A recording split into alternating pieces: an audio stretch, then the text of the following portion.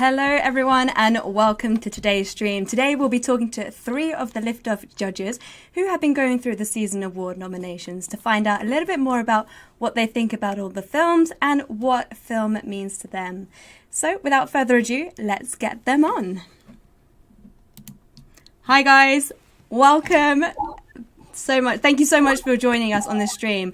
We have got quite a few people in the chat room, so if you do have any questions for our jury, please feel free to throw your questions in there and I will share that with our judges here. And obviously Claire's here as well, who everyone knows. Hello everybody.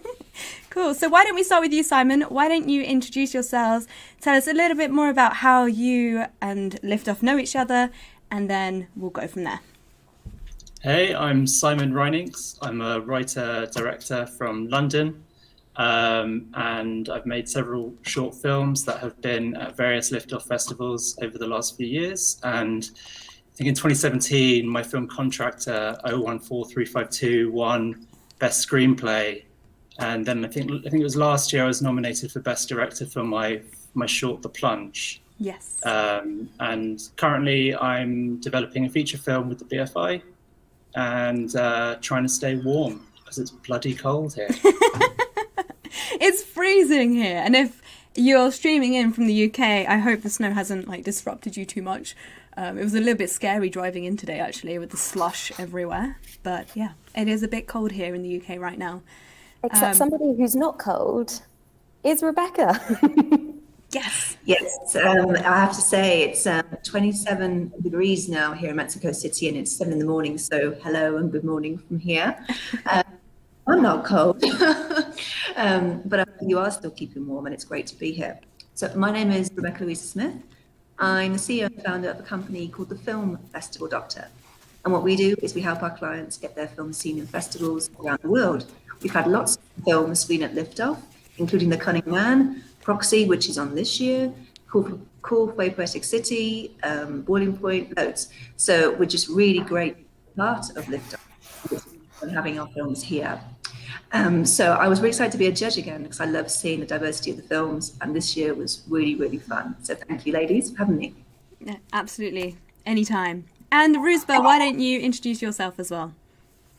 Hi everyone, I'm Rouzbeh Mousavi. I'm a filmmaker from Iran, based in London, and I know Liftoff since 2017 with Turquoise, my first short film, which we won the category for best first time film, and we built our relationship since then.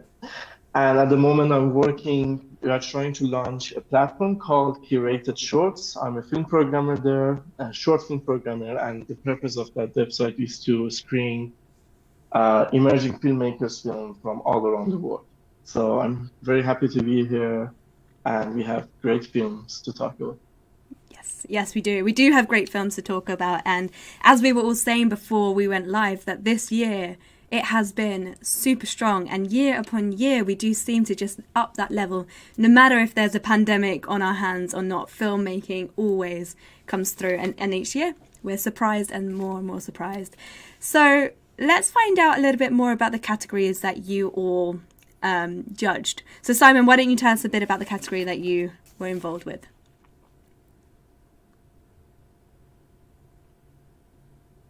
Sorry, technical difficulties. I was fortunate enough to judge Best Actor and Best Acting Ensemble, which, a really, really strong selection of films. It's very, very hard to make my decision. Amazing selection of films, and I was really, really blown away.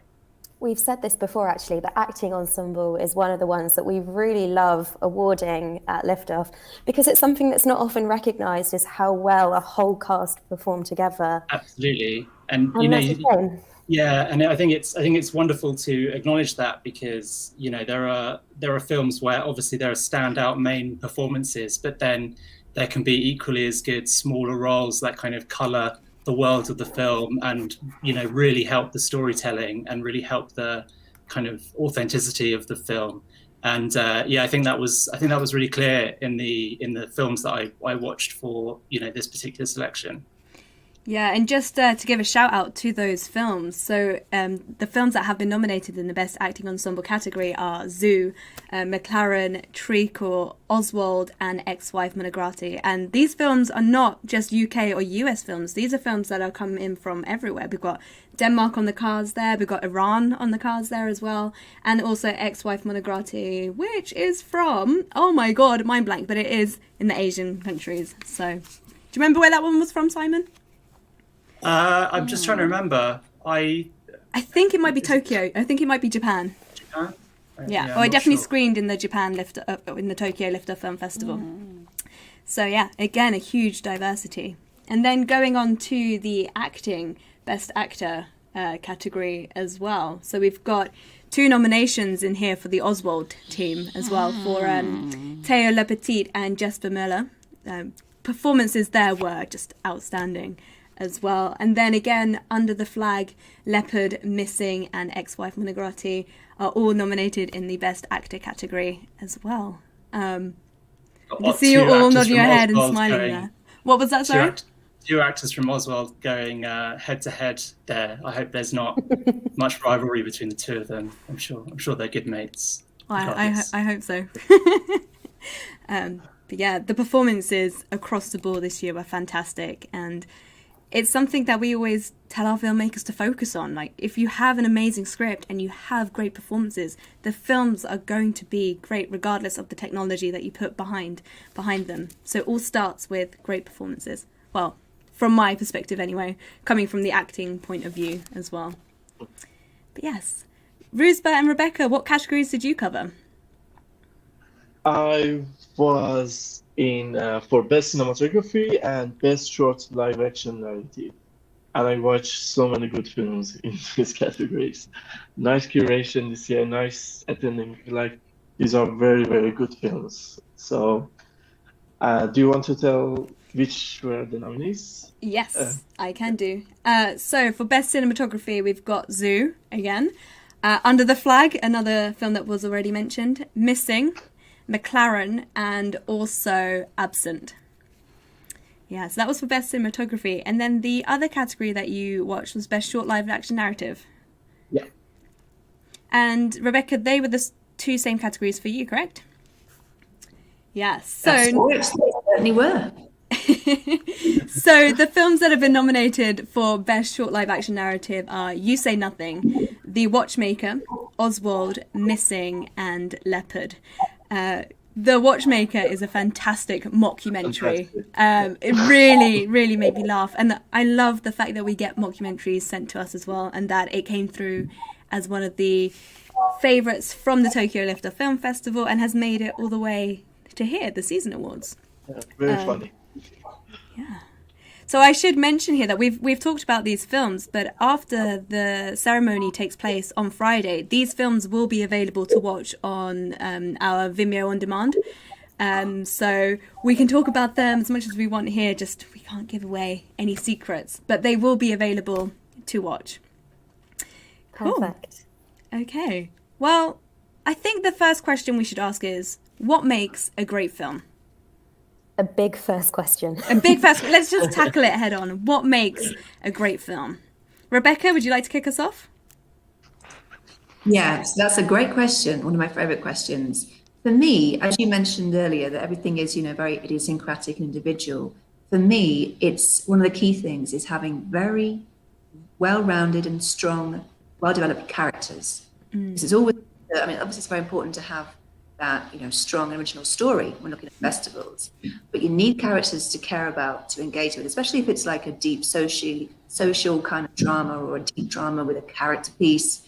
You need the actors, but you need as well, it all starts with a script, and it has to have those well-developed characters you can really care for. Like in all the films I saw, the same categories as Roosevelt, I cared about quite a lot of those characters in every film. Even for Best Cinematography, I was quite drawn into a lot of the characters, even though I was looking at how great it looks. And that's a good sign, because then it shows then that it's certainly got a lot of weight in terms of not just how it looks, but everything about it. So that's the thing for me. Obviously stories, I say, is important. I mentioned that earlier, and it is a crucial thing, story, especially with festivals. That's a big thing. But then when you have characters that feel relatable, real, you can actually have some kind of alignment with them and empathy, that's when it becomes, for me, something that's extra special. So we want to see it again, again, and again. That's why I'm a massive fan of Tarantino's films, because for me, his characters really speak to me in the dialogue. I've done that since I was younger, always been engaged with his films. And that's what I kind of look for when I'm judging as well. Would say, like with the best short narrative, is, you know, how realistic are the characters and how well rounded are they and written. Wow. Yeah. As soon as you said Tarantino, my mind was just like, Once Upon a Time in Hollywood. I love that film so much. Again, the characters are so well developed, and the fact that he can always rewrite history and get away with it. I love that about Tarantino films. But we're not here to talk about Tarantino as much as I would love to.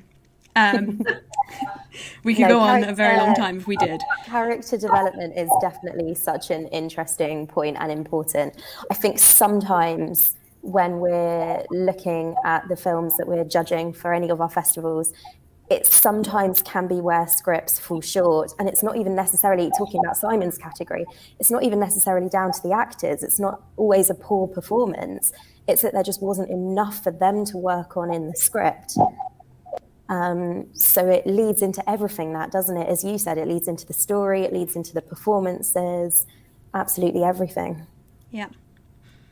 Yeah, just on a side note, I didn't judge this category, but someone mentioned treacle. I think that was best ensemble, maybe, in the acting. Yeah. I saw that in Lift Off last year, I can't remember whatever it was. And that to me was fantastic, how the characters put together, because I ended up almost crying after that, because it was just so raw and real. Yeah. And also with too, there wasn't predictable dialogue. It was very, you know, realistic dialogue. That again, I think but that's besides the point. But that, for me, just seeing that as an audience member was like, oof, we really like choked up. Yeah. Nice. So same question goes to you, Simon. What makes a great film? I mean, it's a really hard question to answer. And obviously it's incredibly subjective. But yeah, I would echo what Rebecca said. A well-written script is where it all begins. I think for me, when I'm watching anything, all I'm asking for is sort of an emotion, something that can solicit an emotion in me, whether that's making me laugh or making me cry. I just want to feel something, and I think that like Rebecca says, that begins with a good script, and then obviously it carries through into every area of filmmaking. And I think that's then the other thing I'm looking for in any film or any piece of content, really, is a storyteller who knows how to use every tool that's available to them, where all the different elements are working together to tell the story as well as it can be told. Obviously a good script and a performance will go a long way in carrying a film, but you're also looking for ways in which cinematography enhance that story and enhance your connection to the characters. You're looking for good editing. I think that's crucial. I think the worst mistake anyone can make is to solicit a kind of indifference from your audience, and God forbid you should be boring. But those are the key things for me. I want to see a story that deserves to be told. I want to see a story that where nothing is, no time is wasted. Everything's moving the characters in the story in a certain direction, and that ultimately solicits a response emotionally. And I think if you can do all those things and also have a message that speaks to a political idea or something that says something bigger about society and about human connectivity and has a meaning, then all the better. Yeah, amazing. That was very well put. So thank you for sharing that. And Ruzba, is there anything else you'd like to add? I think building on Rebecca and Simon, they put it in a great way. For me, is that once I heard when you are into filmmaking or you're working as an editor or cinematographer, it becoming hard when you watch a short film or any kind of film, because your first level of consciousness is trying to analyze and understand the behind the scene. Oh, here's the shot, here's the movement camera, here's that cut. So you are trying to interpret every movement or decision that the filmmaker or other crews took when they were producing the film. But there is one parameter for me that it makes a great short film or a film. It makes it like music. So when you listen to music, you will lose control after a while that when this piece has been written or which kind of instruments have been used. You only listen to the music, and as Simon put it, the emotions that you are dealing with. So for me, when I watch a great short film, it's becoming unclear that when it's started and when it's finished. So I find myself mesmerized during that short minutes. So I think emotions and dealing with film medium as music is one of the best ways that makes a short film into a great short film. Like how it evokes you or tickles you emotionally in a way. Wow. Wow. Yeah, absolutely. Absolutely. Ooh, good analogies from everyone there. So thank you. Thank you for sharing your insights. And this is why you're on the jury, clearly. Perfect. So a lot of films crossed over in your categories, as we've already mentioned. But were there any reoccurring themes or similarities between the films in your categories? For I me, guess even in terms of thematics, it would be interesting to see if you think there's any trends this year, or equally any trends within things that you particularly liked within them. I guess there's two ways of sort of interpreting that, isn't there, Nat and Eva? I mean, I would say, I'd say that you've got a really amazing selection of films there, and as Ruzba said, it's been really well curated. I think that there are common strands in the sense it felt everything had an urgency to it, and felt like every story that was being told was a story that kind of needed to be told now, or was dealing with themes that felt very relevant to today. That some of the films touched upon the Black Lives Matter movement, the Me Too movement, how we live with social media. There was just a lot of contemporary themes that made it feel very urgent, very important, and very relevant to today. I love that, because we always see a lot of films that address very important current topics, which obviously is art's job and it's a filmmaker's job to do that. But what's interesting is that we can see that more in the independent film sector, because you can be a bit more bold with the projects that you take on compared to perhaps studio films. So it's something that at Liftoff we're always so lucky to see, people taking on these huge, sometimes controversial ideas or statements. But as you've said, always very current. I think that's always something we notice, isn't it, Nat? And nothing sort of too on the nose or too heavy-handed. That's what I liked about the selection. And there was a lot of, everything was very understated in the way it dealt with the politics, and story came first. That's a good point. In all instances. Yeah, and one thing I picked up was that, like, thematic wise, I found like it's a different kind of isolation that I found to something that we are experiencing now. It's mostly was the isolation that the hero was taking in order to make a decision, either to move or not move, either to say or not say. Like I found that isolation popping out in most of the films, like in a way that the hero has to take that decision right now. And I could have a great empathy with that. Maybe it's because of the situation, but in all of the films, especially in the best cinematography. Are you referring to Missing by any Yeah. chance? Yeah. Yeah. I thought so. Like, again, it's isolation, but so beautifully executed. Yeah. Yeah, no, I agree actually on the same thing there. And one thing I noticed, because me and Ruth both have the same categories, but in the best cinematography category, they all looked beautiful, but so distinctive. Because there was one film there from India, Magralen, and that was just like watching, like a film. They're all cinematic and all have like a mini movie quality in them in like, 15, 20 minutes or whatever long they are, like a short film length. And Missing too, that isolation, but how the themes were portrayed in each of those 5 films that we saw for cinematography was amazing, like through the cinematography in terms of the look and the lighting with Missing, and the same with Absent too, with the female protagonist and her story about not being able to afford sanitary towels and all that kind of thing was an important topic, and just how much you sympathize with her through how it looked.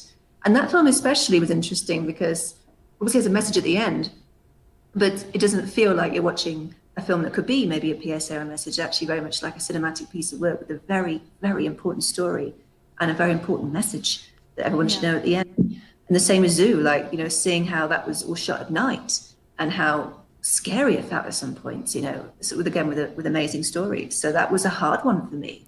I was like, God, I have to watch these again. I was like, oh God, I got it done to 3, but I mean, now it's something else might come in. So now it's still really 5.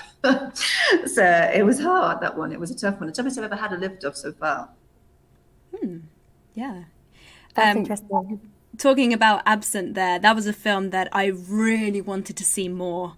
I was just getting invested into the story, and then it finished at the peak, which is obviously their intention, leave you hanging, but it could have been developed so much further, and I could see that as a 20-minute short film where I'd be invested the whole way through. I agree. Yeah, it was great. Yeah.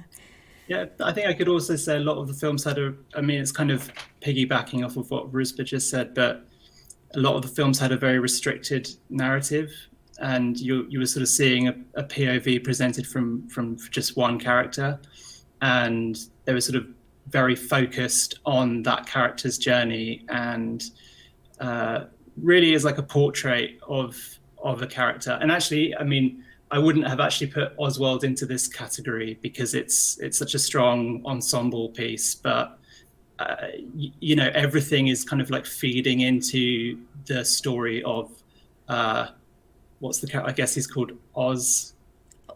Yeah, Oswald. Yeah. Is he called Oswald? Oh, it's Oswald. Yeah, of course. Oswald. Oswald, yeah. Yeah, they all had this very kind of like dedicated focus to one character and one character's experience, and I really appreciated that. Especially in a short film, it's like you kind of need to do that in some ways. It's hard to tell multiple storylines in a short film. So talking about short films, some of the films that have been nominated this year have completely broken a lot of festivals' rules of sticking to the 20-minute time frame. And I think that's due to the fact that we had to move over to the online platform, which meant that we could tailor whatever we wanted. So, for example, Ex-Wife Monogatari is 40 minutes long. Oswald's touching half an hour. And even McLaren, I think, is over 20 minutes long. And it's just nice to see these longer, slightly further developed films also getting the festival screenings that they deserve. So that was just an insight I picked up on this year. No, I have to agree with that, because when I was looking through the best short live action narrative nominations, I went through each one, had a just look at the synopsis and get a little insight. And I was like, ooh, Oswald's 30 minutes.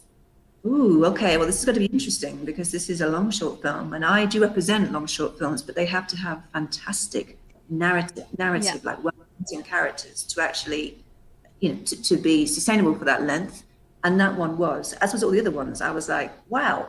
But I did stand out like, oof, half an hour. But then I actually wanted that film to be longer because it could be a feature. And I was like, everything is in here to be a feature.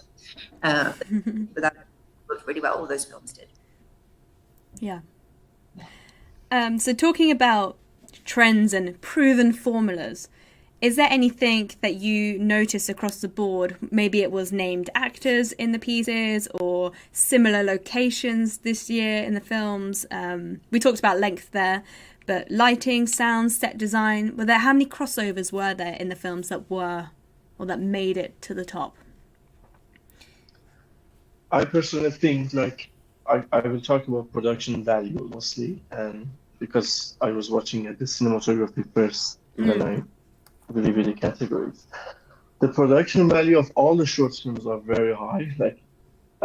You can see that all of the films have been made in a very great quality, lighting wise. And I know that the camera movement is something that very dependent on the story, but when the story needed it, that these filmmakers or DOPs achieved it very nice. They knew that they have, for example, in Zoo, they knew that they need to make a circular movement in order to increase the tension for that scene between the cop and the voice. So I think the use of technology was very appropriate for all of the films that I watch, actually. So the production value is becoming very high for all of the short films that I've seen in these two categories. So I think that is something that makes it harder for Compito, for the rest of the short films that out there, which is good. It will increase the production value, it will increase the quality, and most effective is that they are all connected to the stories, which is the most important part, actually. Nice. No, I agree with Roosbeth, because obviously we have the same categories. One thing I did find was absolutely the production, as you said, was extremely high quality. And it goes to show that just generally that when you make a short, it doesn't have to be made for loads and loads of money. As long as you have the right cast and crew and obviously the right script, then it doesn't really matter. And I found especially with The Watchmaker, I had to watch that several times just to check what genre it was at one point. I was like, but I was like, hang on, this is really good. And that, I mean, I don't know if any of the people who featured in the best short live action, best cinematography were celebrities, but no matter if they were or not, is in the territories, is that everything was very much in that really strong kind of short narrative kind of structure, with length, with the acting, with directing, with the production design. So to me, what was very consistent was production design being at the high end, no matter what the money was. And also the acting. As I mentioned before, acting is quite a big thing for me, but everything was very strong. Like the lead in Missing and his facial expressions, the girl from Absent, obviously being female, I was very much like, wow. And the guy, when he sits on the man who sits with the boy, says, "Oh, here's a jumper," because what's happening to her. It's really sweet. So that was, to me, consistency was those strong characters and that high-end production design. But it does not affect me when I judge at all. It's all about that story and execution. I love that, because that's something that we've always championed. And I like what Roosbeth said about all the choices that you're making, to tie in with what Rebecca said about it not being a question of budget, but it always being a question of intention to serve the story and the purpose. So almost every decision you're making, whether that is the camera or the lighting or the set design, how is it furthering the development of the story? Which does a nice circle back to where we started, with Simon always talking about the story. Thank both of you. Just to add on there, Bilal in the chat has been typing away. There's lots and lots of comments here, but he's just agreeing on the final thing that we just spoke about. It doesn't matter how much money you put in. If the story is good, you'll have a good film, but also good acting, etc. Yeah. So thank you, Bilal, for commenting on that. One more thing regarding the cinematography. I could see that in Absent, most of the shots are handmade. And comparing to Zoo, that you could see that there is some kind of a stabilizer there. And I really like this choice, and I could see the difference. Absent was more about what's happening in that girl's world, in that bus, and during her conversation with her parents, her mother. So it needed that kind of a close, kind of a realistic, even camera, the shakiness of the camera. In Zoo, we always could see those incidents happening on the mobile phones in that tensions. And for the first time, the filmmaker decided that we as audience observe what is happening during those the most intense like minutes or seconds that is happening. The police asking question and it can go wrong. So the camera is not shaky at all. Yeah. It moves on a stabilizer, so you don't get that tension from the camera. Just the scene is enough. So these are the tiny little details that can like really elevate a short film for me.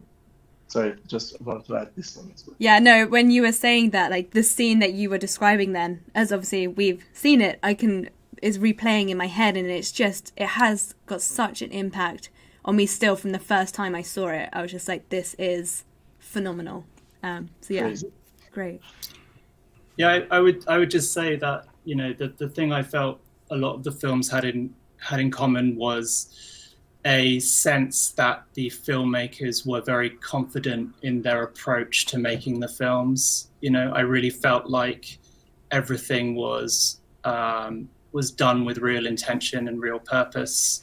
And I think you could see that in the acting. And I was obviously focusing mostly on the acting as I was watching these films, but you could see that the performances were, for the most part, very, like I said before, very understated, and very restrained, you know. And I think that demonstrates a real confidence from the director to kind of not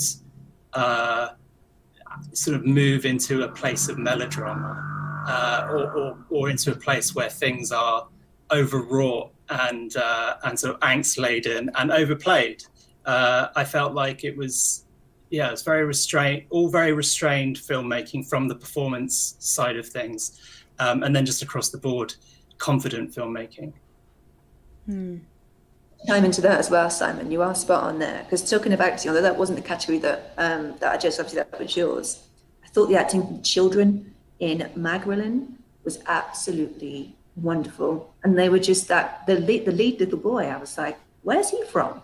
Because he is like a star. You know, that was incredible. And it's hard for children to get it right, because we've had films represented which have stars, and they have to be well directed to make it real.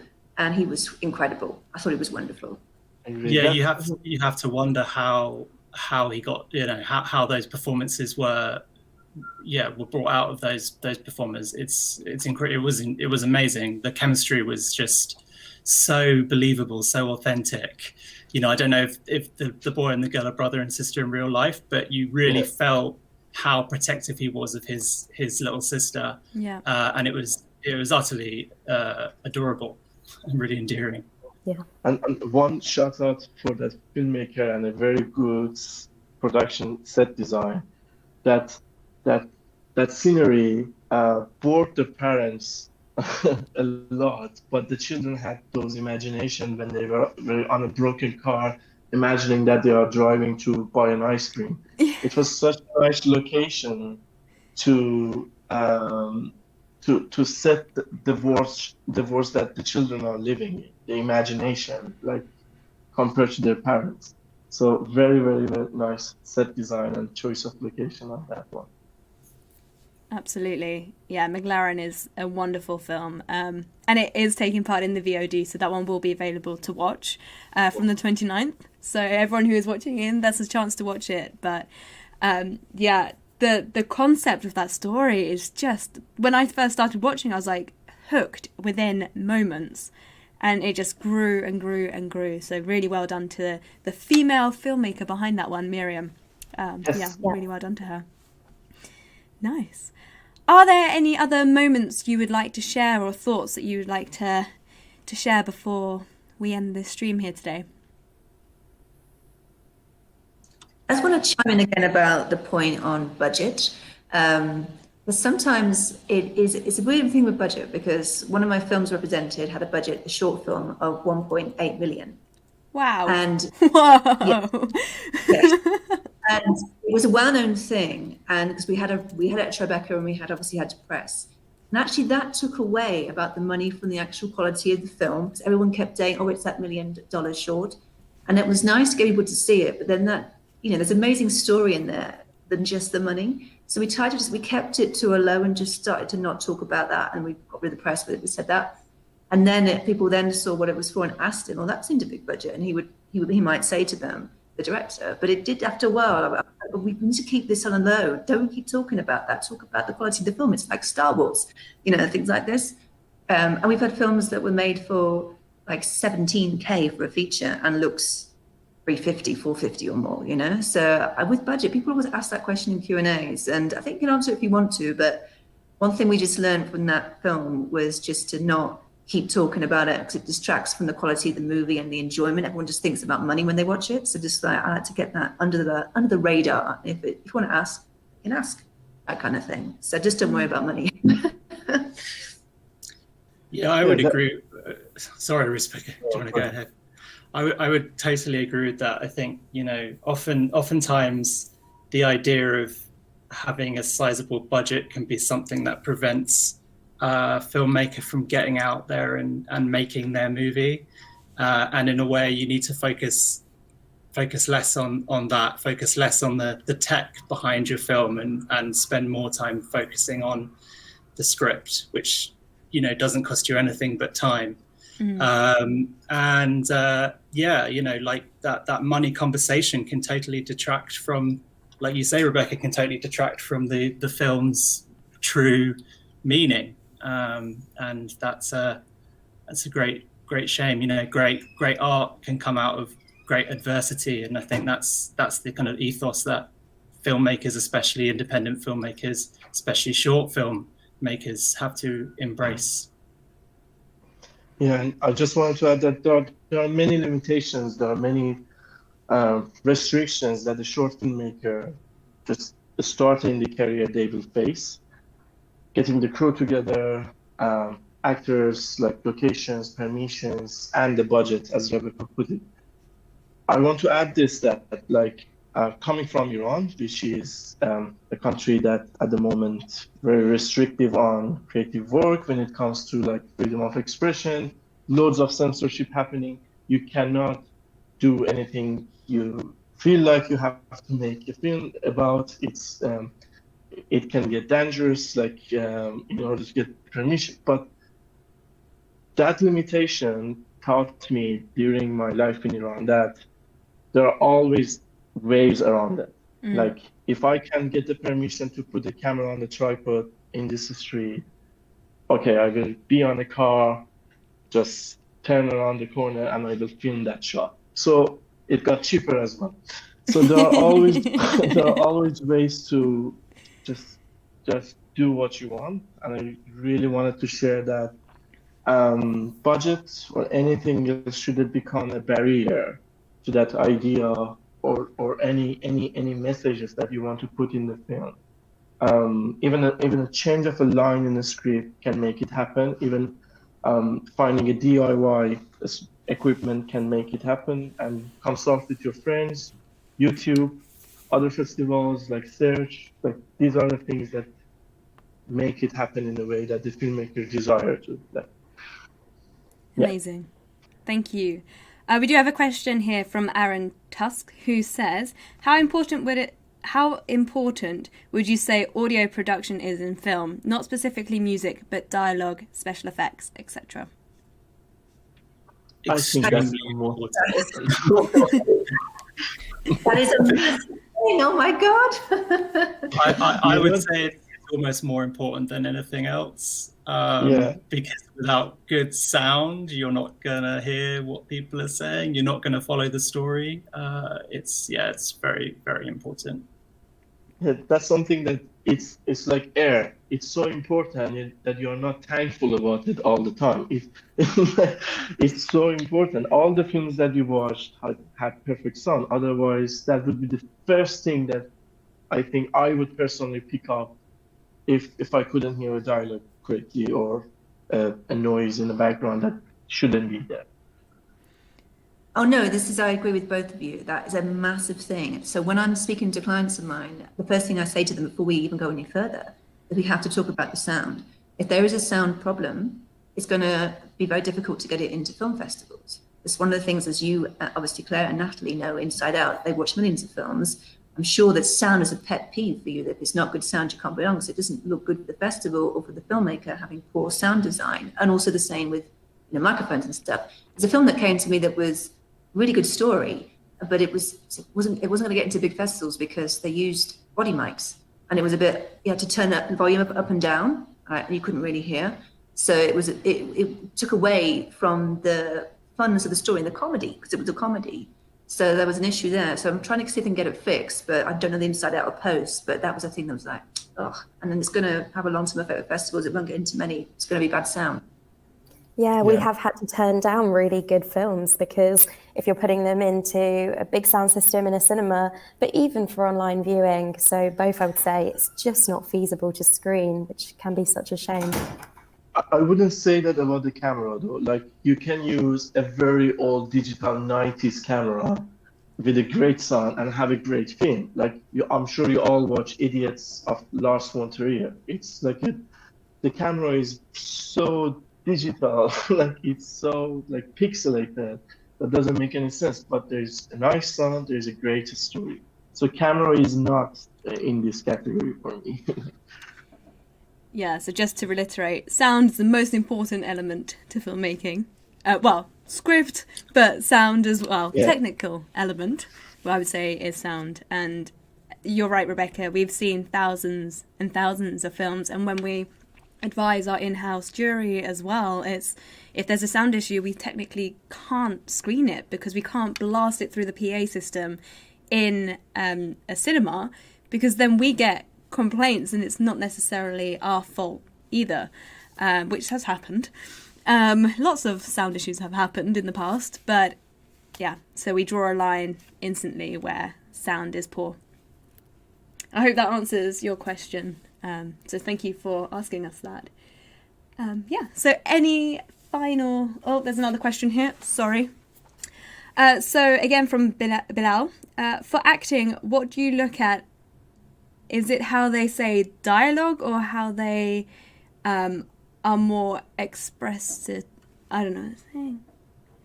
Is it how they announce with their dialogue, or is it about the expressions behind the acting? It's both, generally. It depends on the nature of the film, of course. If it's something that's a very stylized film, then you're going to be thinking about things in a slightly different way. But generally speaking, I would say, you want the two things to be working in conjunction with each other, and an authenticity of performance. I think that's the most important thing, is looking for authenticity and looking for a kind of truth. And you just want to be, and it's the same with sound. You just want to be lost in the film, really, and you don't really want to be thinking about the performance. I always think that the best performances I see in films are ones where I actually forget I'm watching an actor performing. Yeah. And I'm just thinking that's the character, and I have to kind of like remind myself that I'm not just watching, that I'm not just watching a real life person.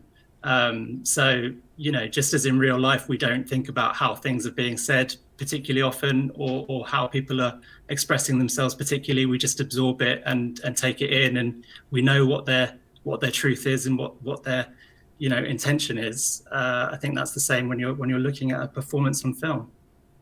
Absolutely. And I think I this agree. Sorry. I was going to say, to follow on, I just think that this is an area that, especially with first-time filmmakers, they don't necessarily work so well with their actors at the beginning stages. They think more about the technical, getting the film made and getting the funding, that when it comes to the shoot days, when they have got the actors, they haven't fully prepared them for the scenes or what's to come. Yeah, I mean, as you become more experienced as a director, you realize that, there's everything, you can throw everything at a scene. You can do all kinds of things, lighting wise, camera wise, within the limitations of your budget. That can help a performance, but fundamentally a director's job is to get the best performance out of their actor that they can, and I think that's a collaborative relationship, and an actor is a collaborator in the same way that a DOP is a collaborator, an editor is a collaborator. But yeah, acting is your sole job. That's what you're keeping your eye on more than anything else, or in my opinion, that's what it should be.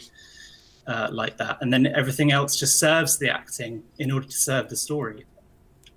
Totally agree with that, Sam. I have to say, there's a film. This wasn't on this year's nominations. It was screened at Liftoff earlier in 2020, mid 2020. One of my films called Marcus, and the lead actor in that film is phenomenal, to the point where you see every single emotion in his face, his eyes, his mouth, body language, the whole lot. And because he's good friends with the director of the film, J.R. Polly, and they lived out near each other in Miami, all very nice, and they're very close. And I said to him, who is this guy? Like, I've never seen him on anything before. He said, well, he's been on Burn Notice, but obviously in Miami, he's not in LA, so it's different for work, but he does it whenever he can. I was like, Jesus Christ, you're doing this full time.